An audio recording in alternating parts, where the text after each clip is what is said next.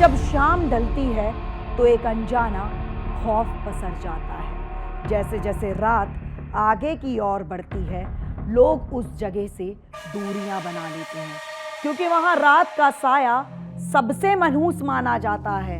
एक अनजान खौफ, अनजाना साया और मौत का डर लोगों को उस जगह से शाम होते ही दूर कर देता है। असल में ये कहानी है एक ऐसे गांव की जो जीता जागता शमशान है। ये गांव एक खंडर में तब्दील हो चुका है। इस गांव में सिर्फ और सिर्फ वीराना पसरा है। लोग दिन के उजाले में तो इतनी हिम्मत कर लेते हैं कि दूर से इसे देख लेते हैं, लेकिन शाम ढलते ही गांव के करीब कोई नहीं जाता। कहते हैं कि इस गांव में एक नहीं, दो नहीं, बल्कि कई रूहानी साए बसते हैं। वो आत्माएं गांव के खंडरों में रात भर चीखती हैं। कहते हैं कि वो रूहानी साए इंसानों से इतनी नफरत करते हैं कि अगर रात के अंधेरे में किसी ने जाने की कोशिश की तो उसका जिंदा लौटना मुश्किल है। आखिर ये भूतिया गांव कौन सा है? इस गांव में आत्माओं का क्या रिश्ता है? क्यों रात के अंधेरे में ही इस गांव में आत्माएं इंसानी जिंदगी पर मौत बनकर मंडराने लगती हैं? आखिर इस भूतिया गांव का सच क्या है? अगर आपका भरोसा भूत प्रेत में नहीं है तो आपको इस कहानी को जरूर देखना चाहिए।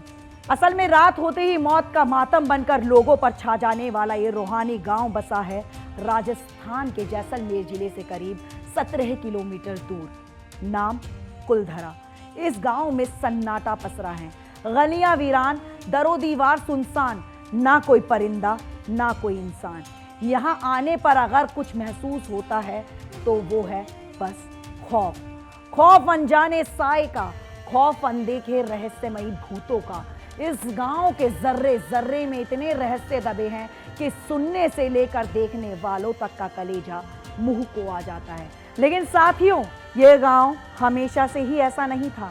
एक वक्त था जब कुलधरा में लोग रहा करते थे। वहां बच्चों की किलकारियां गूंजा करती थी।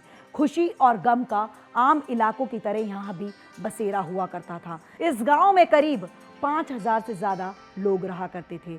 लोगों के सुंदर सुंदर घर हुआ करते थे, लेकिन आज हर घर खंडर में तब्दील हो चुका है। इस गांव में दस्तक देता एक अजीब तरह का डर मन में समाने लगता है, क्योंकि इस गांव की कहानी है ही इतनी डरावनी।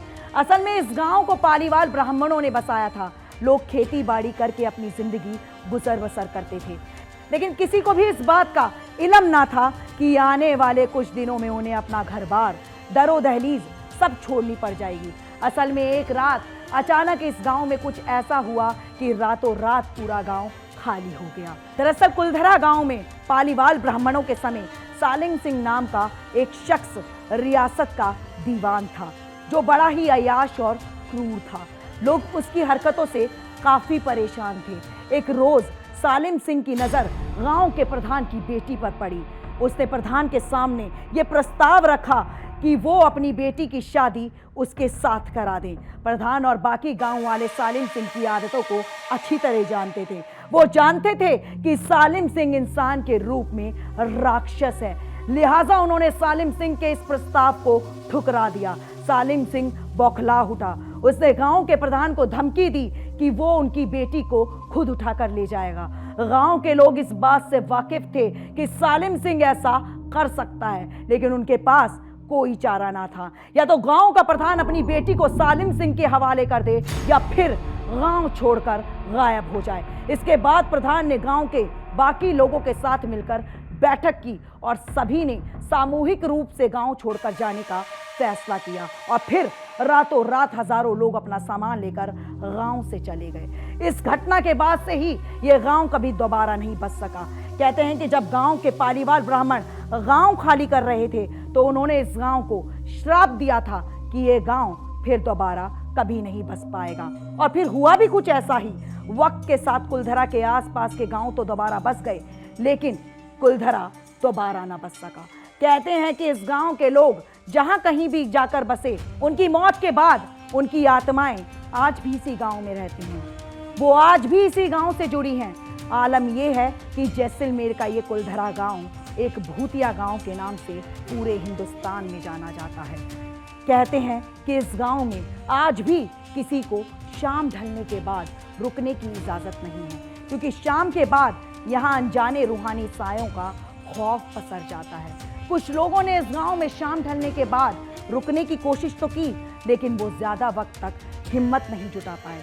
डर के कारण उल्टे पांव लौट गए। इस गांव में किसका साया है? क्या यहाँ आज भी पालीवाल ब्राह्मणों की आत्माएं रहती हैं? क्या आज भी यहाँ उनके रूहानी सायों का बसेरा है?